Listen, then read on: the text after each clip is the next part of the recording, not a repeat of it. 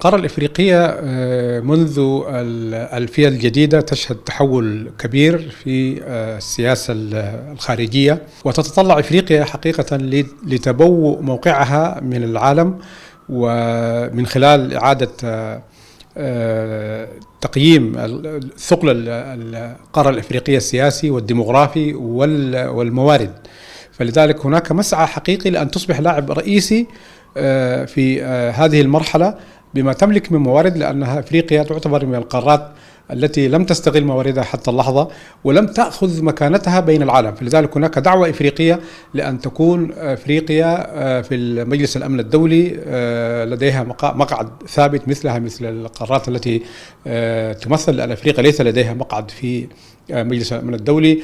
وهناك أيضا دعوة لمراجعة القوانين المتعلقة في السياسة النقدية، بسياسة البنك النقد الدولي وما إلى ذلك، حتى تتوائم مع اقتصادات التي تعيشها الشعوب الإفريقية. نتوقع أن نرى أن إفريقيا في المراحل القادمة من خلال أيضا التطور الاقتصادي الذي تشهده إفريقيا أيضا سيكون لديها موقع متقدم في القارة على مستوى العالم إن شاء الله.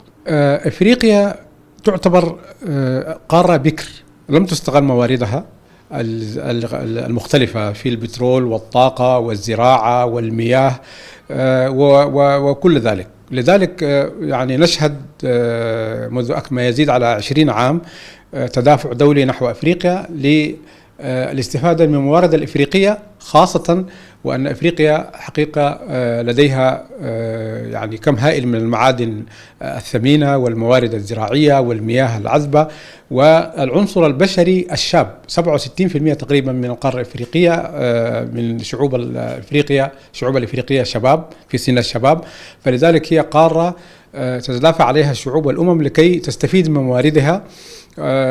فإذا ما أحسنت إفريقيا حقيقة التعامل مع هذا التدافع سيكون في صالح القارة الإفريقية بلا شك، لأنها هي التي تملك الموارد وليس غيرها، بالاستفادة من قدرات وإمكانات العالم المتقدم تكنولوجيا وما تملك أفريقيا من قارة. فالتدافع ما نشهده من تدافع نحو أفريقيا ما هو إلا لأن أفريقيا تملك غنية بمواردها في المجالات المختلفة.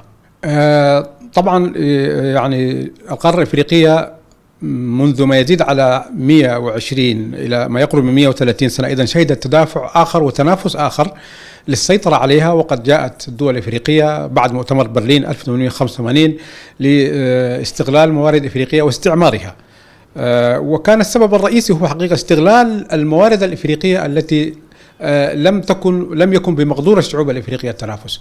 للأسف التنافس الدولي إذا ما كان بالجوانب السلبية فسيكون على إفريقيا حقيقة سيكون منبع لمشكلات إفريقية، خاصة في ظل تنافس القوى الدولية الكبرى على الموارد الإفريقية. فالصراع ما بين الدول الكبرى في إفريقيا سيولد صراعات داخلية في إفريقيا إذا ما لم تتعامل إفريقيا بالحكمة المطلوبة وبالكيفية التي يجب أن تتعامل معها، بحيث هي التي تستفيد من قدرات هذه الدول دون أن تتأثر بالجوانب السلبية للصراع الدولي. ولكن حقيقة الصراع الدولي له جوانب سلبية ويخلق صراعات عسكرية، صراعات سياسية، وخلق مزيد من المشكلات في القارة الإفريقية.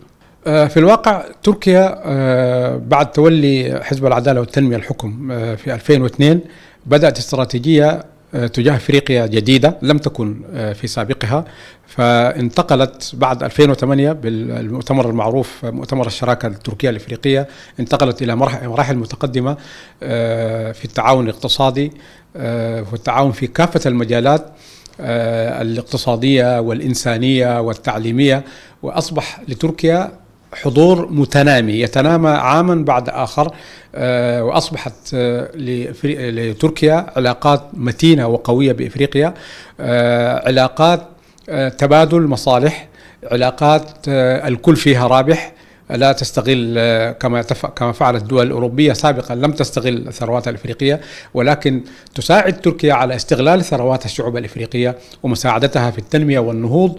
وشهدنا في إفريقيا حقيقة في عدد كبير من الدول الإفريقية الحضور التركي الاقتصادي والثقافي والحضاري والمساعدات التي تقدمها المنظمات الإنسانية التركية، وما تقدمه تركيا من تعليم، حيث تخصص كذلك تركيا للدول الإفريقية حصص للمنح لكافة الدول الإفريقية في الجامعات التركية، فأصبح خريجو هذه الجامعات جسر العلاقات بين تركيا.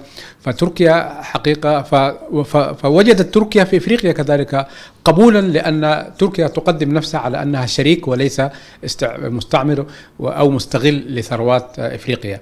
فحققت تركيا حقيقة تقدم كبير، ونشهد نمو مستمر في هذه العلاقة، لأن الشعوب الإفريقية وثقت في المقاربة التركية في التعامل مع الشعوب الإفريقية ومشكلات الشعوب الإفريقية، وما تقدمه تركيا في كافة المجالات من خبرات وتجارب. قارة إفريقيا هي قارة المستقبل.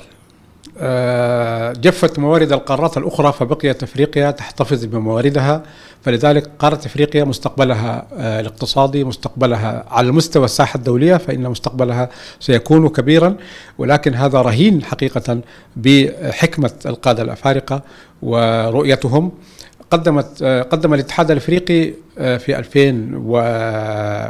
عام 2002 خطة معروفة، يعني تم تدشينها 2013، عرفت بأجندة 2063، وهي أجندة نصف قرنية تم تدشينها وإطلاقها عام 2013. فيها أجندة كبيرة جدا، فيها في الجانب الاقتصادي، في الجانب العلاقات البينية بين الدول الإفريقية، في جانب العلاقات الدولية وموقع أفريقيا في على مستوى الساحة الدولية. فلذلك أفريقيا بما تملك من موارد وبما تملك مستقبل مزدهر إذا ما تعاملت الدول الأفريقية وقادتها برؤية ثاقبة، بعيدا عن الاحتكاكات البينية وبعيدا عن الاصطفافات الدولية والصراع الدولي الذي يجري في أفريقيا.